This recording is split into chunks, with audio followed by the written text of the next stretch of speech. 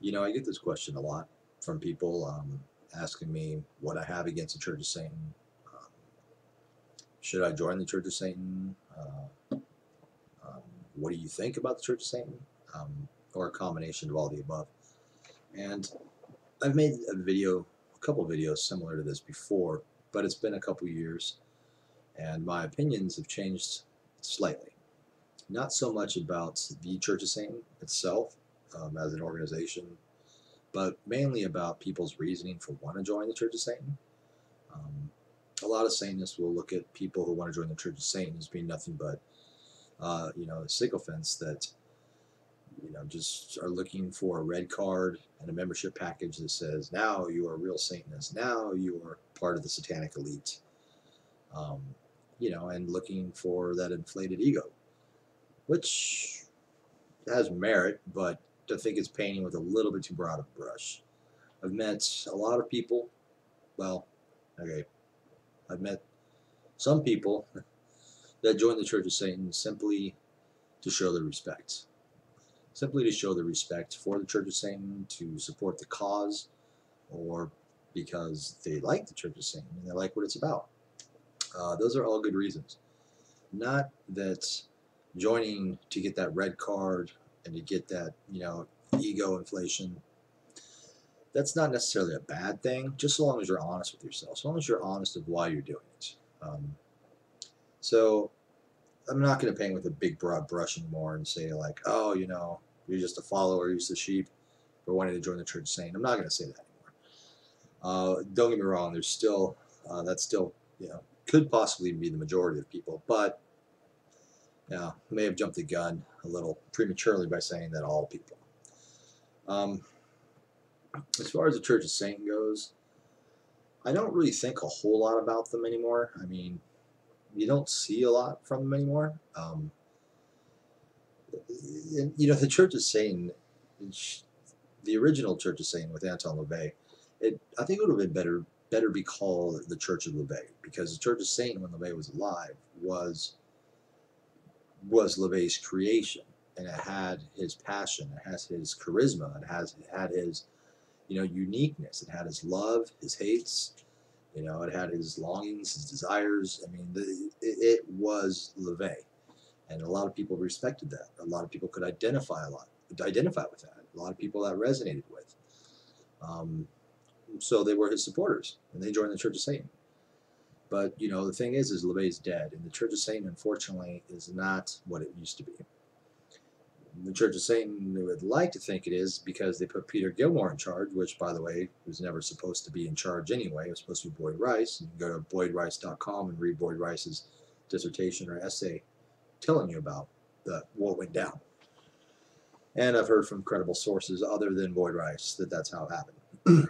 But when the internet came out and really started getting going in the mid to late 90s, that was when LaVey was either dead or dying, and it took a few years for the hierarchy to restructure itself, for people to sort through LaVey's estate, including the Church of Satan. And by the time the dust settled, the internet was now booming. And the Church of Satan failed to capitalize on that, and they thought, it's just this thing called the internet. We're the Church of Satan, we're untouchable, we're the only real satanic organization. Truth of the matter is, there were other satanic organizations well before the internet, but they didn't get the attention that the Church of Satan did, largely because of the limitations of technology. Well, now, for good and bad, now that the internet's here, the church organizations have been coming out of the woodwork. Satanic organizations. The majority of them are stupid. They're bullshit. The majority of them are. It's somebody behind a computer talking shit, pretending that their organization is something more than just a fucking Facebook group page, okay, or a blog. All right. Well, yeah. Unfortunately, that is true. But see, the Church of Satan, by the time they caught on to the fact that this is a valuable tool, this is here to stay, this is how people are this is radically changing the way we communicate. It's going to change every aspect of life and how we live, how we communicate, everything, how we sell shit, how we make money. I mean, you name it. By then, well, they kind of got left behind. And I was actually on a radio show called The Thinking Atheist. They actually wanted me to come on first, and I agreed. And then at the last minute, they're like, "Oh, Peter Gilmore said he was going to do it. Sorry." I was like, oh, "Okay, that's cool. I don't mind getting bumped by Peter Gilmore. I mean, I bumped somebody too to get a chance to interview Mr. Gilmore." But so I asked the DJ guy, I said, "Can I at least call in?" He's like, "Yeah, call in." I did, but I was disappointed because Peter Gilmore will not take live calls because he's very public image oriented and could not be he can't put himself at risk of being pawned or being made to look stupid by some online Satanist. Okay, so anyway, I made a joke with the DJ online or on the radio, whatever, on the air, that the Church of Satan's website looked like it was built in 1997. And he laughed. And ironically, 2 weeks later, the first time since the internet's been out, their website has looked the same. 2 weeks after I made that comment, boop, they have a whole new, well redesigned website, which is, by the way, looks great. If you guys are listening, I don't know if that was me or what, but that's part of their self-image thing. They pretend like nobody else really matters. They pretend like any other satanic organization isn't valid because the only real one is the Church of Satan, which they still to this day pretend. It's like, ah, la la la, I can't hear you, ah, la la la. Yeah, it's basically what the Church of Satan does. So, and unfortunately, some idiots buy into that. Well, the Church of Satan, Peter Gilmore, broke his vow not to recognize or talk about any other satanic organizations simply because none of them exist. Because only the Church of Satan is the only one and real satanic organization. So, when the Satanic Temple came out a couple of years ago, he broke that vow. In fact, he made some very disparaging remarks about the Satanic Monument, about the Satanic Temple. Why? Because he feels threatened. So is the Church of Satan, and for good reason. There are other satanic organizations. The Satanic Temple is not the only one, but they're the one I'm going to use as an example because they have the most media attention. And those of you watching, even if you're not familiar with some of the other organizations, you probably have heard of the Satanic Temple or the Satanic Monument. Well, yeah, Peter Gilmore, took some pot shots at the Satanic Temple, breaking his vows. He's obviously insecure, feeling threatened, and for good reason. He should be. He should be. The Church of Satan is defunct. That's been my opinion since I said it in 2010 with my resignation. It's defunct. It's going nowhere. The Church of Satan is way too PC nowadays. They're way too concerned about their public image and appearance. And they're way too easy to discredit and pretend like other satanic organizations and other Satanists don't really exist outside of this own little bubble they call the Church of Satan. They're trying to hold on to something that died with LaVey. And, I don't see them going away. I think they're always going to be here. There'll always be people, to wave that flag, and that's fine. I don't see them doing any harm. I mean, they can pretend like no other organizations exist all they want. It doesn't hurt anybody. And the people that believe that are idiots anyway. So it's kind of like they don't hurt anybody. They just kind of stand there and kind of like the guy who wants to dance the prom but doesn't have a dance, so he sits there by himself on the bench and just talks with that other nerd who doesn't have anybody to dance with. Like, those guys are all nerds, aren't they? Look at them. Look at how they look stupid in that tuxedo look. That's the Church of Satan. So that's my opinion. And one analogy I'd like to make, and I'm going to use a personal analogy.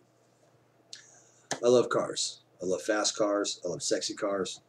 I'm a car enthusiast. One car in particular I really like is the Dodge Charger. Okay, fucking sexy car. First time I drove a Dodge Charger was when I lived in Seattle in like 1999, 2000. I was out shopping for cars. Drove this Dodge Charger. It was well out of my price range. The person selling it had no idea that it was. But I drove it because I was looking at another car that was in my price range. And I remember this Dodge Charger, and it was like in the same area. So I was like, go drive. So yeah, I drove it. It was, for the most part, almost completely restored. I mean, everything was rebuilt. Almost everything was rebuilt to factory specs. Factory specs, right? Drove the car, fell in love with it right away. It was just like, I mean, 460 Hemi, 4-barrel. I mean, come on. And it's a sexy fucking car. I mean, it's hard not to do a double take when that car runs by. And even with the, the stock exhaust, it just purrs. It sounds sexy. Anyway, drove it. Thought, it's probably the nicest car I'm ever going to drive. And I'm like, yeah, wish I had $15,000. But, well, a friend of mine a few years back had a Dodge Charger, a new one. And I was skeptical. I was an acer. There's no fucking way. Like, look at that car. I can't fucking, beat the original. He's like, why don't you just drive it? Yeah, okay, I'll drive it. I drove it. I'll tell you what. That is a badass car. The new Charger. And that's kind of, you couldn't compare the two. I mean, they're both muscle cars, right? But the original one, as sexy as it is and as powerful as it is, the brakes sucked, right? The car was way overweight. The car handled like shit. The car rattled around, I mean, it was low on creature comforts, I mean, it just, so then you drive the new Dodge Charger, which is all that the old one has, but it's state of the art. It has 4-disc brakes, anti-lock brakes, it's all computerized, fuel injection. I mean, anti-traction control, online onboard computer. I mean, you name it. Creature comforts are there. Leather, heated seats, power, everything.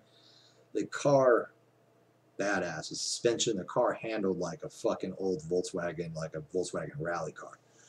So that's kind of how I compare the Church of Satan and modern Satanism. All right. Church of Satan is that old Dodge Charger. Sexy car, badass car for its time. But today's standards, not so much anymore. Now, you could take some of these, newer features and put it in that old Dodge Charger. But then it's not that old Dodge Charger anymore. Yeah, you could put, 4-disc brakes, anti-lock brakes on it. You could put a computerized, you could, if enough money allowed. Well, actually, you still couldn't, but you could pick up some of the modern creature comforts. But it would just bastardize that car so much it wouldn't even be considered a Dodge Charger anymore. That's my analogy. So if you're into collecting old shit, old muscle cars, Church of Satan. If you're looking for performance, there you go.